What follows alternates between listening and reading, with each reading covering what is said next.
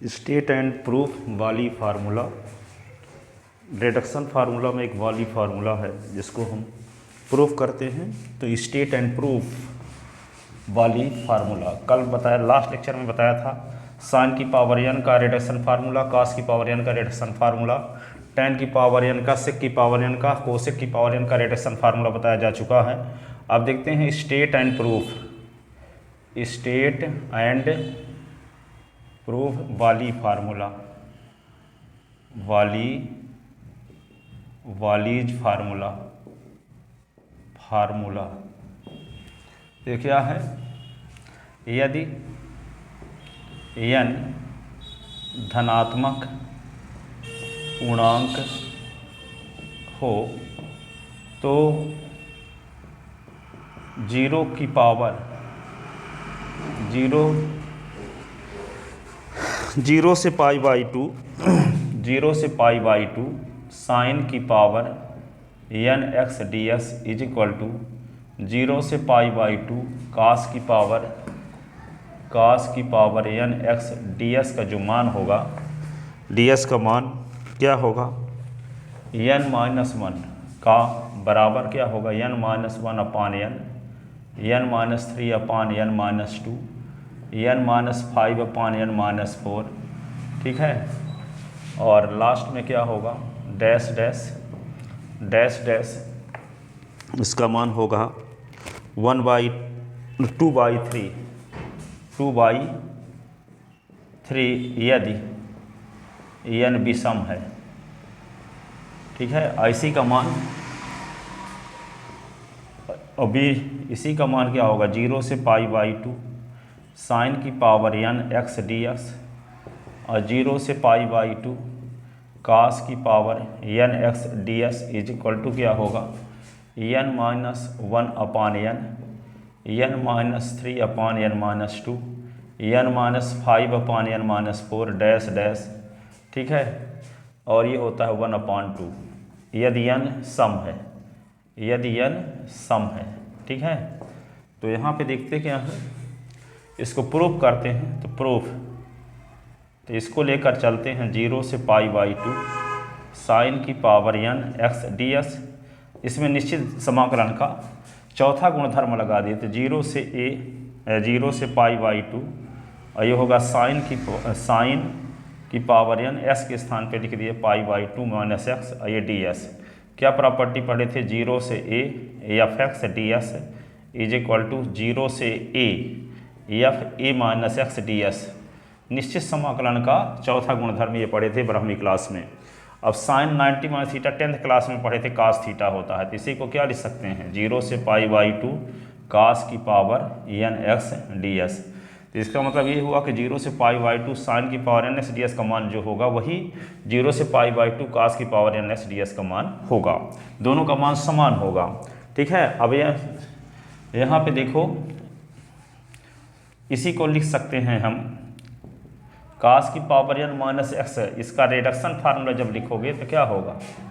कास की power n minus 1 x और sign x बटे n, यहाँ क्या लिखेंगे? n minus 1 upon n integration of 0 से पाई बाई 2 और कास की पावर n माइनस 2 एक्स ये ds। इसमें लिमिट लगा दो 0 से पाई बाई 2, ये हुआ। इस प्रकार हम इसको in से डिनोट कर लेते हैं। तो in इज इक्वल टू आपको मिल गया। इसमें क्या करोगे? अपर लिमिट माइनस लोअर लिमिट करोगे। तो कास की पावर n माइनस 1 s के स्थान पे पाई बाई 2 और sine pi by 2 upon n, और लोअर लिमिट रखोगे तो लोअर लिमिट में क्या होगा? कास की पावर n माइनस 1 0 और साइन 0 अपान n। फिर क्या लिख दोगे? n माइनस 1 अपान n और इंटीग्रेशन आप क्या लिख दोगे? 0 से पाई बाई 2 और कास की पावर n माइनस 2 एक्स ये ds, ठीक है। अब साइन पाई बाई 2 की वैल्यू 0 होती है तो अपर लिमिट 0 हो गया, और साइन 0 की वैल्यू 0 होती है तो लोअर लिमिट 0 हो गया। तो ये भी 0, ये भी 0। तो यहाँ पे क्या बचा? in इज इक्वल टू, ये क्या होगा? n माइनस 1 अपान n, और इसको लिख सकते हैं in माइनस 2, in माइनस 2 आ गया, ठीक है। n के स्थान पे यहाँ n था तो आई एन से डिनोट किया, अब इसी के स्थान पे n-2 आ जाए तो इसको डिनोट करेंगे in-2 से। ये होगा इक्वेशन फर्स्ट। अब इक्वेशन फर्स्ट में n के स्थान पे n-2 रखने पर तो पुट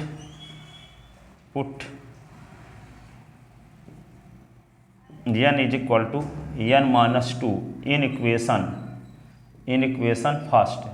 तो यहाँ पे n i है तो i n-2 कर दिए तो क्या लिख देंगे n के स्थान पे n-2 -1 अपान n-2, और ये क्या होगा i n-2 तो ये क्या हो जाएगा, दिस इम्प्लाइज i n-2 की वैल्यू हो जाएगी n-3 अपान n-2, अब i n- हो गया 4। अब n-2 की वैल्यू कहाँ रख देंगे, इक्वेशन फर्स्ट में। तो putting the value from equation second in equation first, putting the value from equation second in equation first. समीकरण 2 से 1 में मान रखने पर ये आ गया। अब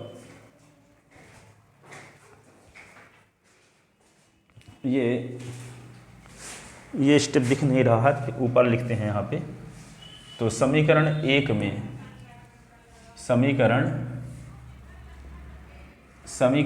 में क्या कर देते हैं, n बराबर समीकरण 1 में n बराबर n-2 रखने पर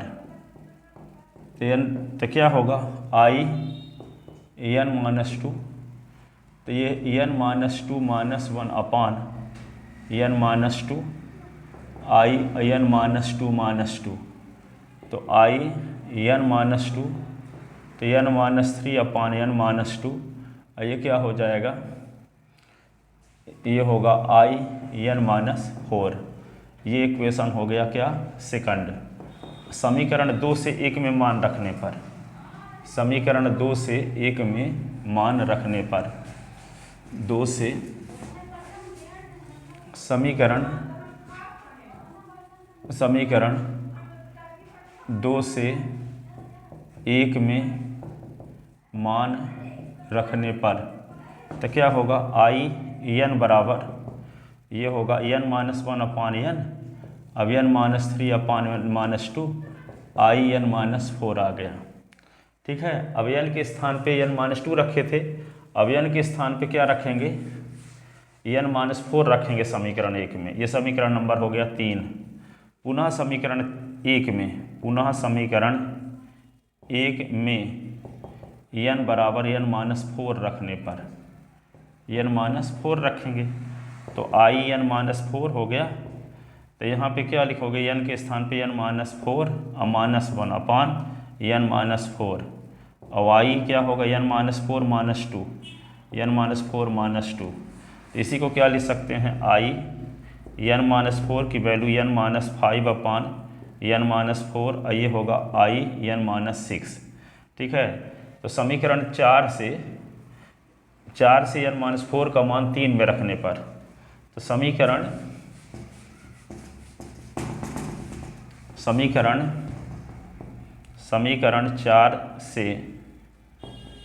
4 से i n-4 का मान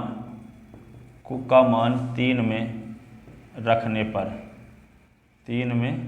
पर ठीक है, तो i n बराबर n-1 अपान n-3 अपान n-2, ये क्या होगा n-5 अपान n-4, ये क्या होगा, ये i n-6 हो गया। ठीक है, n-6। इसी तरह आगे बढ़ने पर आपको 2 स्थितियाँ उत्पन्न होंगी। ठीक है, इसी तरह आगे बढ़ने पर निम्नलिखित 2 स्थितियाँ उत्पन्न होंगी। इसी प्रकार आगे बढ़ने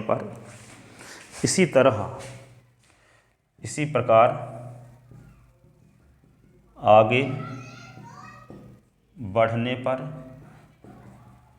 निम्नलिखित 2 स्थितियाँ उत्पन्न होती हैं। निम्नलिखित 2 स्थितियाँ उत्पन्न होती हैं क्या, जब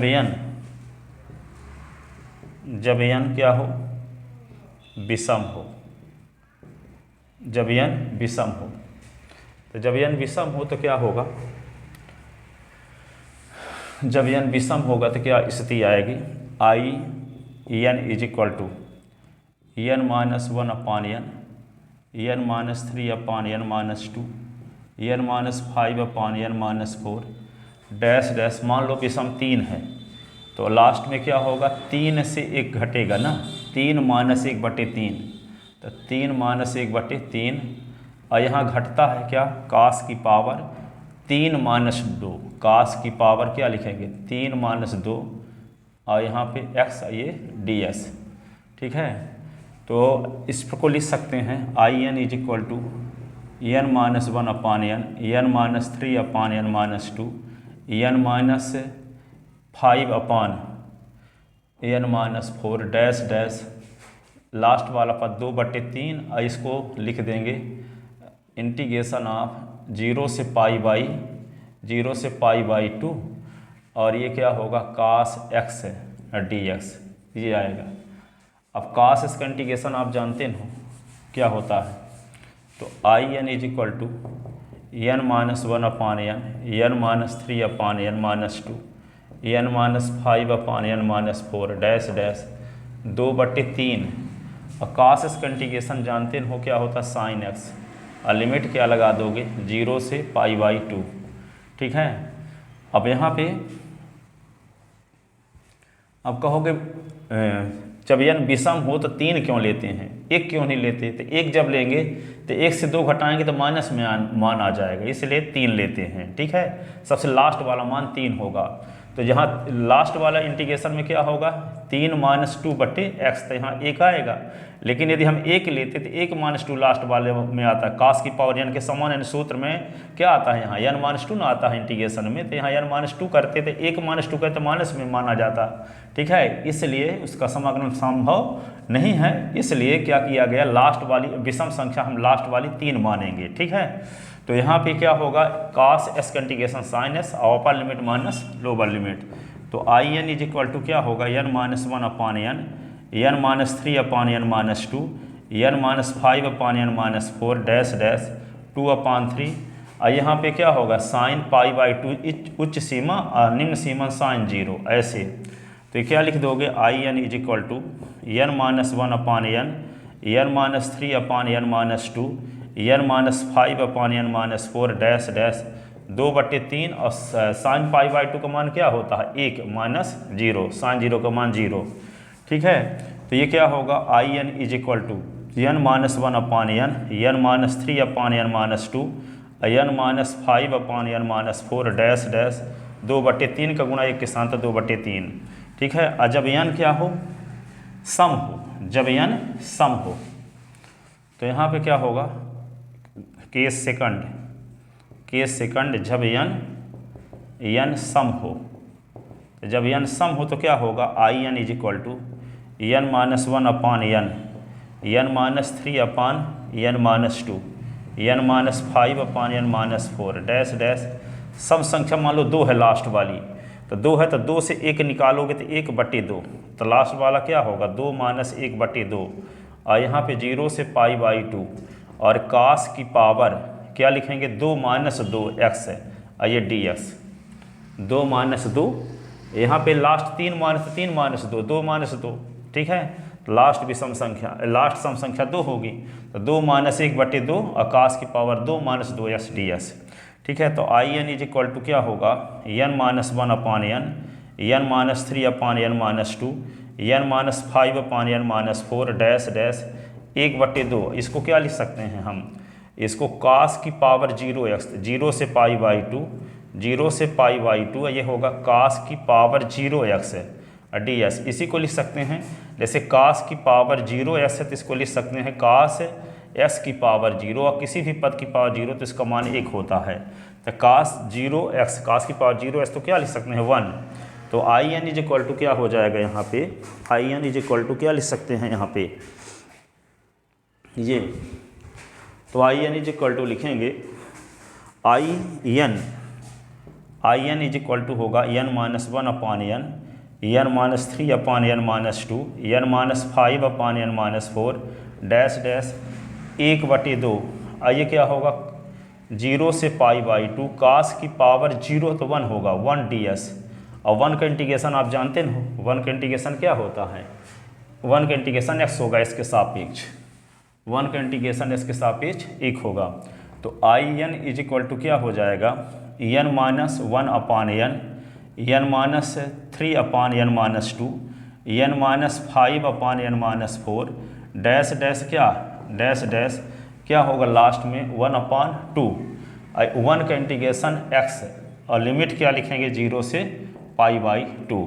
ठीक है, तो यहाँ पे क्या लिखोगे I n is equal to n minus 1 upon n minus 3 upon n minus 2 n minus 5 upon n minus 4 dash dash 1 upon 2 उच्च सीमा माइनस निम्न सीमा तो π/2 माइनस 0।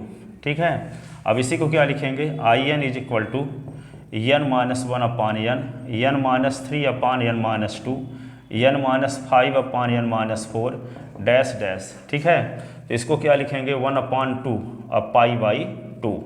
ठीक है, तो ये लास्ट वाला ये होगा। अब जैसे मान लो इसका थोड़ा सा यूज कैसे किया करेंगे हम, इसका प्रूव हो गया हैंस प्रूव्ड, यही तो प्रूव करना था हैंस प्रूव्ड वाली फार्मूला प्रूव हो गया। अब इसका यूज ऐसे कैसे करते हैं जैसे 0 से π/2 और यहाँ पे लिखा है कास की पावर 10x ds। तो क्या लिखेंगे यहाँ पे लिखेंगे 10 माइनस 1/10 10 माइनस 3 क्या लिखोगे 10 माइनस 2 10 माइनस 5 क्या लिखोगे 10 माइनस 4। ठीक है, फिर क्या लिखोगे 10 माइनस 7 क्या लिखोगे 10 माइनस 6। ठीक है, 10 और फिर क्या लिखोगे लास्ट वाला 10 की पावर 9 बट्टे क्या लिखोगे 10 की पावर 8। ठीक है, और लास्ट में क्या होगा तो 10 की पावर 9 को तो 1/2 1 आया और 10 की पावर 8 तो 2 10 से 8 निकला तो 2 आएगा तो 1/2 आया तो 1/2 के आगे वाला पद क्या होगा π/2। ठीक है, तो इसका मान क्या होगा 9/10 इंटू 9 से 3 निकला क्या हुआ 9 से 10 से 3 निकला तो 7/8। फिर क्या होगा यहाँ पे 5/6 ये क्या होगा 3 निकल गया 3/3 होगा 4 और फिर क्या होगा यहाँ 3/4 तो यहाँ पे 1/2 और लास्ट में π/2 इसका मान हो गया। ठीक है,